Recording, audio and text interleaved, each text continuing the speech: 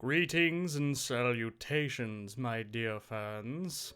We're going to be trying something brand new today. We're going to be looking at r/Tales from the Front Desk. My name's Ryan, the official host here at Reddit Voice, and I look forward to you guys subscribing and hitting that notification bell so you can stay up to date on all the latest videos. How I got my manager fired on my first shift. I honestly wish I was making this up. In my previous story, I had showed the beginning of the end of my night shifts. This is the story of how I became the night shift manager. The story is set in the very same hotel that my last story was set in.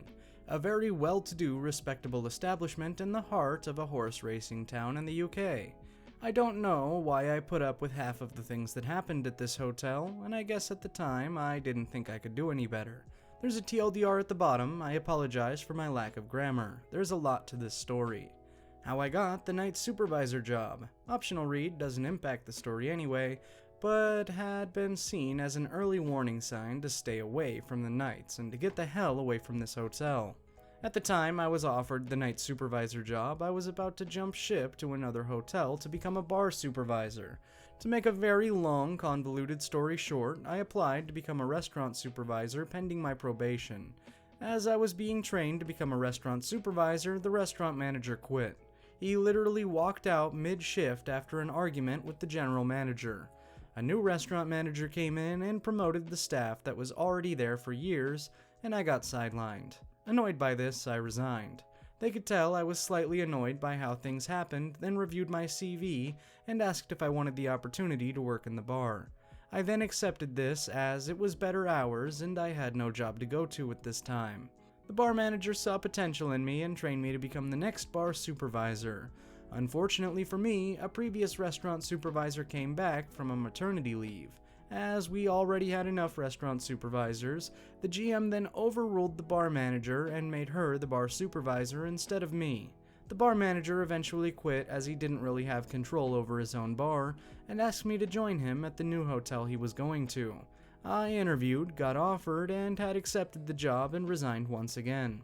The GM, now realizing I got a raw deal twice now, then called me in for an exit interview where he apologized for my mistreatment and offered me the night supervisor job with a promise to put me on the day shift within a year with a better salary than I would get if I were to go to another hotel.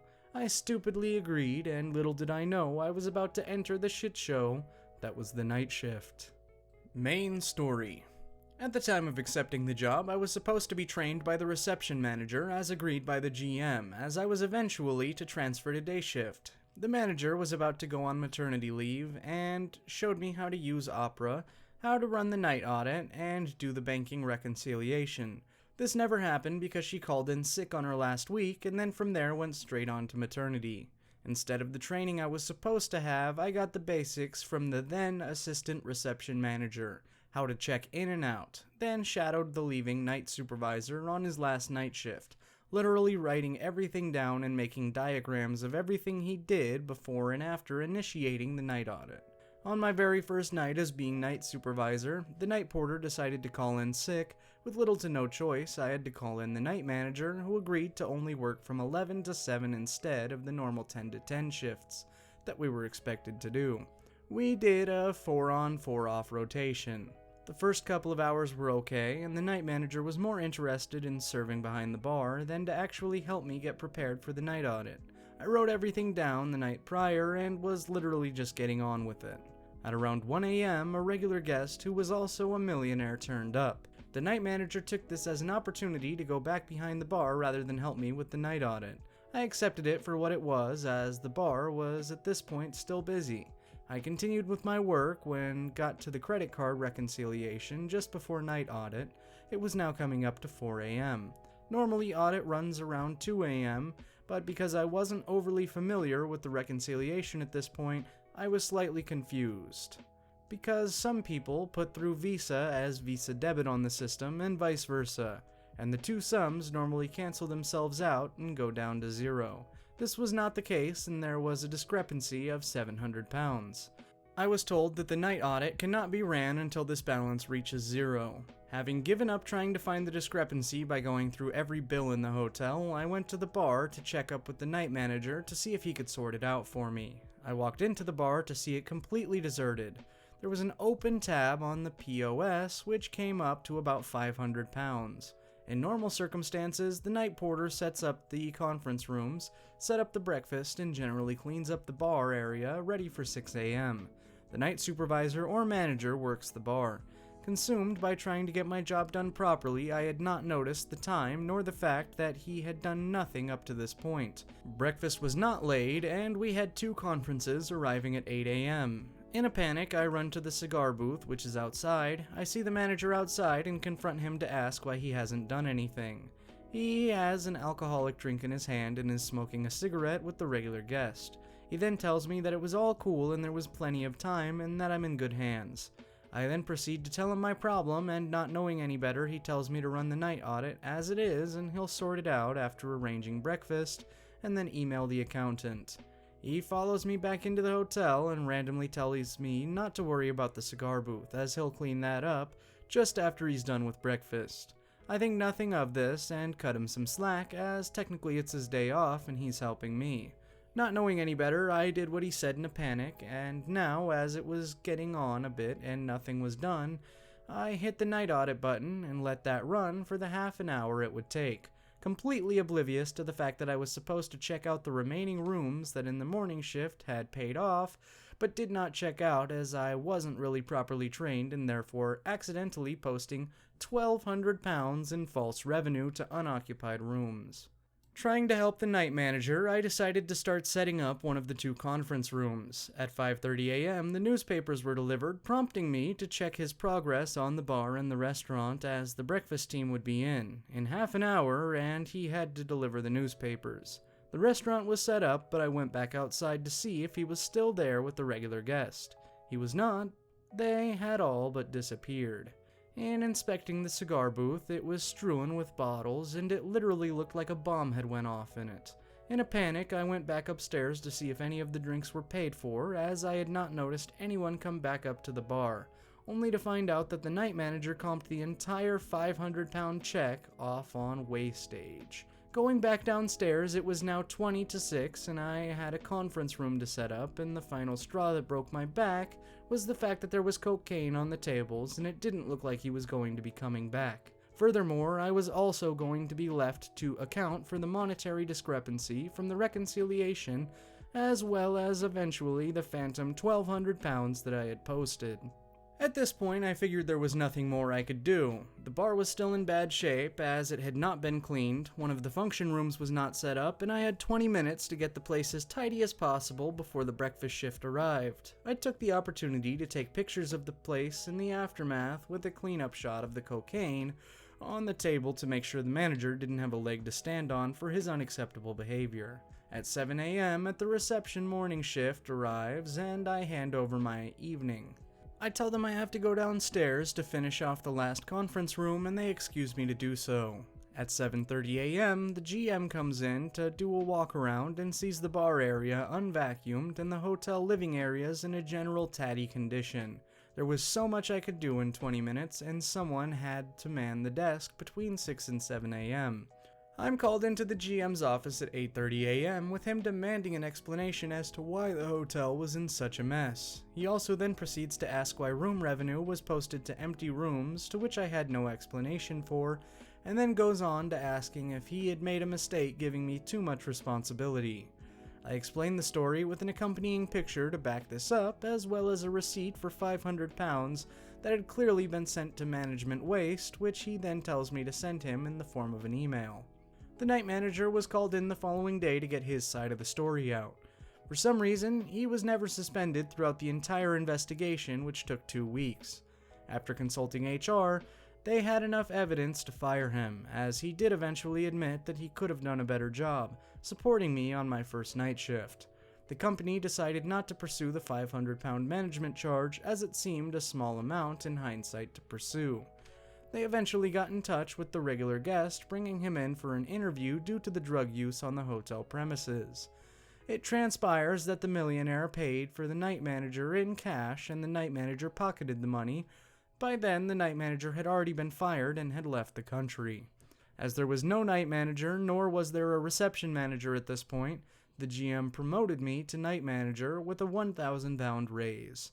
I then had to work 21 night shifts straight until they got a replacement so I could also train up a new night supervisor, who ended up working 2 weeks before quitting. Fun times. As for the previous night manager, he ended up going to a city as a night porter, eventually changing jobs to become a bartender. TLDR, I wasn't trained properly as a night supervisor. Night manager took advantage of a millionaire, spending a lot of money at the hotel, did drugs and drank all night, and did nothing to help me on my first shift. Got investigated and fired, turning out later on that it transpires he stole money from the millionaire. If you like this, I will also share a story of my time as the interim reception manager at the same hotel in a story called, "Hi, we have a reservation for 40. No you don't." What just happened? This happened early today and I decided I should post it. A guy comes in dressed in a tracksuit pushing a small shopping cart full of random stuff. We'll find out what that is later. He parks his cart by the front door and inquires about a room. I tell him the rate and then asks if he could use our cell phone or charge his phone. I say no because once you do that, he's in here for hours and leaves without renting a room, or you have to politely, sometimes non-politely, ask them to leave. He asks to dine with us in the restaurant, and I didn't want to decline his service because even if he gets an $8 beer, he is at least a customer. I also didn't want to tell him he had to leave for asking to use the phone and wanting a room. I did tell him that he had to park his cart outside. I can't be having a weird shopping cart in the lobby full of stuff. He parks his cart outside and fills his backpack up with everything that was in the cart. He sits down and orders a beer and an order of fries. He then pulls out a DJ mixer? I don't know, the thing with the knobs and levers and whatnot. Plugs in a speaker and starts making beats at his table. It wasn't super loud, just obviously obnoxious. If he was in the lobby, I would tell him to stop, but since he's now in the restaurant, I would assume the server would say something. Only thing the server said was, "If other customers come in here, you'll have to turn that off." About 10 minutes go by and he's now making lyrics to go along with these beats. At first he was doing some rapping and then he went to some vocals, and I think at times he was doing one of those voiceover things where they're talking about the rap game or shit over they beat. Honestly, at first it was giving me anxiety, but then it started to be comical when he started singing and whatnot. There were no customers, just me, the server, the cook, and this weirdo. Eventually the server had to tell him to turn it down because he was going in for a minute. He paid, but didn't leave a tip. I'm guessing the performance was tip enough. I feel like maybe it's a little too late to get a refund on that. So I just had this phone call.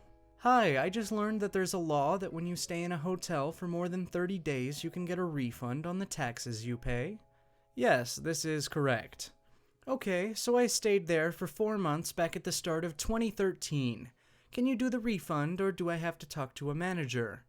At that point, I stammered and made some unintelligible noises, probably best transcribed as, before I remembered how to use my words. "I'm sorry, I'm not sure who you'd talk to. This was 7 years ago, and the hotel has changed hands since then." "But you're still a brand."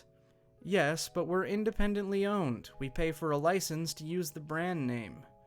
"So do I call brand? Do I call 911?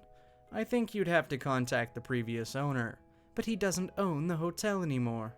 "Right, but it was his company you did business with. They were the ones you gave your money to. But honestly, I'm not really sure you can get your money back after this much time." "But the old owner gave the money to the government. Do I call the government?" "I guess you could try that." "Okay, I will."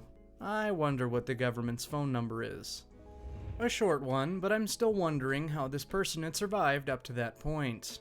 To know if this is the case in every country, but the street numbers are even on one side and odd on the other side. E.g., one side would have 20, 22, 24, the other would have 21, 23, etc.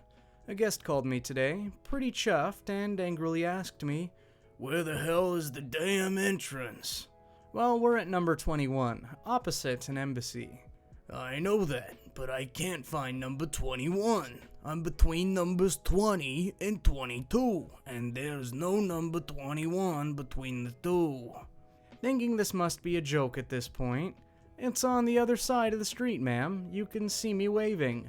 Oh, well, that's stupid organization. Legit did not know how to react. This wasn't a foreigner either. This person somehow had reached adulthood without understanding odd and even numbers are located on opposite sides of the street. And that, my friends, is all the time we have for today's video. Let me know in the comments below if you would look for the other side of the street where a giant hotel is, or if you would just continue to look in between two buildings.